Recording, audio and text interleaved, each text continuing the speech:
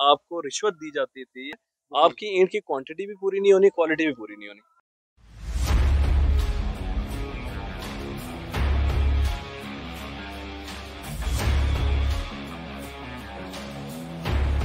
अच्छा, अभी हम ताहिर भाई स्टेज 5 पर आ चुके हैं।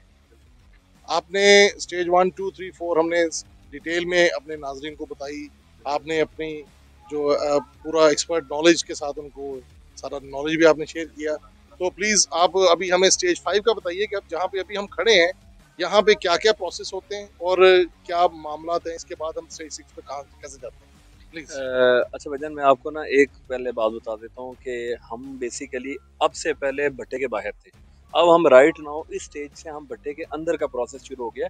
ये जो आपको बैक साइड पे मेरे नजर आ रही है, ये ईंट की स्टैकिंग है, ग्रीन ब्रिक जिसे हम कहते हैं, ग्रीन ब्रिक की स्टैकिंग है जो कि भट्टे के अंदर है। अगर आप कैमरे को थोड़ा मोड़ें तो आपको दूसरी साइड पे पकी हुई ईंटें भी नजर आ रही होंगी। आप वहाँ पे देखेंगे, यानी एक साइड पे यहाँ पे कच्ची ईंट होती है और ये वाली साइड पे आपकी पक्की है।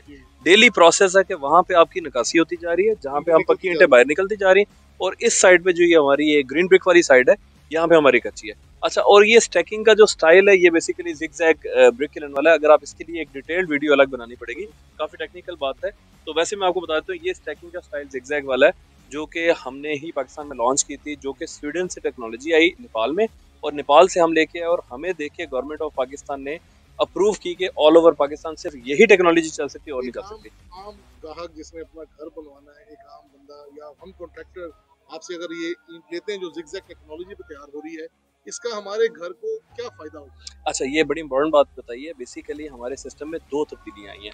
एक तो आपको मैंने पहले जो गारा बनाने का प्रेस पैटर्न दिखाया है उसकी वजह से, और ये वाला पैटर्न, इस पैटर्न के अंदर इसकी ईंट की स्ट्रेंथ 200 से 250 psi ज्यादा होती है एज कम्पेयर टू पुराने भट्टे के।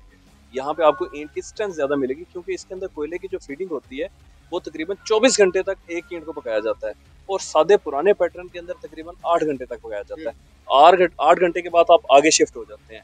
यहाँ पे ये माहौल दोस्त होने के अलावा ईंट की क्वालिटी, फिनिशिंग ज्यादा बेहतर हो गई है, और ईंट की फिनिशिंग बहुत बेहतर। 200 psi से मुराद ही ये है कि आपकी ईंट की तकरीबन 10% पकाई ज्यादा हुई है, और साइज पे कोई फर्क नहीं आया। डेफिनेटली इससे वो जो घरों में सीपेज वाला मामला होता है काफी हद तक सॉल्व हो जाता है। यानी आपको मैं एक और बात बताता हूँ, पुराने भट्टे की जो अव्वल जो किंगर होती है ना ईंट, उसकी जो पकाई की सारे बात करते हैं, वो पकाई इसके अंदर अव्वल में आपको मिल जाती है जिगजैग में। ये बड़ी इंपॉर्टेंट बात है। आपने आज जो जिक्र किया अव्वल ईंट का, इसके मुतालिक बहुत सारी गलतफहमियां लोगों के, आम बंदे के ज़हन में पाई जाती हैं।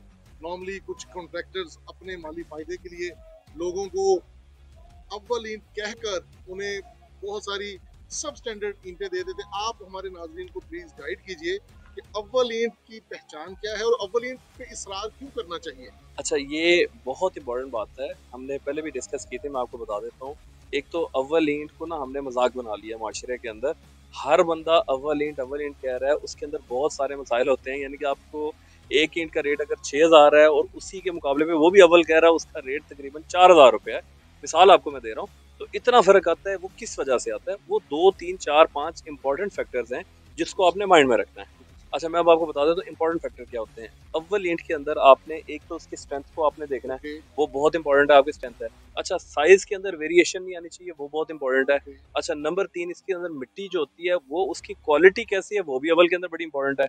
आप स्ट्रेंथ कह सकते हैं, लेकिन जो ईंट के अंदर जो मिट्टी है, अगर वो गंदी है तो उसके अंदर शोर आ जाएगा। आपका जो आप पेंट करेंगे, जो चीज़ करेंगे, वो बाहर निकलना शुरू हो गया, बर्बादी हो जाएगी। अच्छा, उसके बाद आपकी क्वांटिटी बड़ी इंपॉर्टेंट है। जो नॉर्मली माशरे के अंदर एक प्रैक्टिस चल रही है, सेलमैन वाला जो कॉन्सेप्ट होता है, उसके अंदर क्या होता है कि आपको ईंट जब भी आनी है ना, उनका आपस में कनेक्शन होता है। जैसे एक मास्टर पेंट वालों के दौर में होता था ना कि हमने टोकन से जरा बच के, वो कॉन्सेप्ट क्या था कि आपको रिश्वत दी जाती थी आपके पेंट करने वाले को, ताकि वो पेंट अप्लाई करे। इसी तरह सेलमैन का कॉन्सेप्ट क्या है कि उन्होंने आपका जो चौकीदार होगा, कोई भी बंदा होगा, उसके साथ उसने मिलना है। आपकी ईंट की क्वांटिटी भी पूरी नहीं होनी, क्वालिटी भी पूरी नहीं होनी। अच्छा, ये होगी। एक और इम्पोर्टेंट बात आपको मैं बताऊंगा, बात लंबी ज्यादा हो रही है, लेकिन आपको ये बड़ी इंपॉर्टेंट बात है, तो मैं आपको ये बात बताता हूँ। अच्छा, एक सूतर का भी अगर एक ईंट के अंदर एवरेज अगर आपका साइज कम होता है ना, तो आप ये समझ लें तकरीबन वो 800 रुपया ईंट सस्ती हो जाएगी। डिफरेंट कंपनीज जो हमारे साथ काम कर रही हैं, वो क्या करती हैं कि ईंट जब जाती है उसका वो वेट करते हैं। जैसे आपने कोयला या डिफरेंट मटेरियल का वेट होता है ना, उन कंपनीज ने वेट करके जब लेनी शुरू की, तो जब ये हमारे जिगजैग भट्टे की ईंट वहाँ पे जानी शुरू हुई है, तो उसके बाद हमारा पुराना भट्टा था, वहाँ पे सादी ईंट थी, ये सादा था।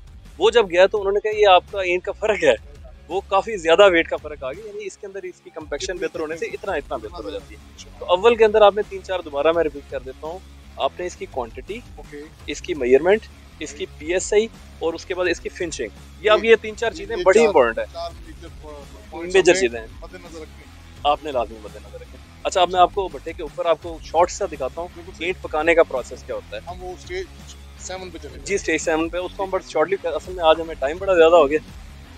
चलें।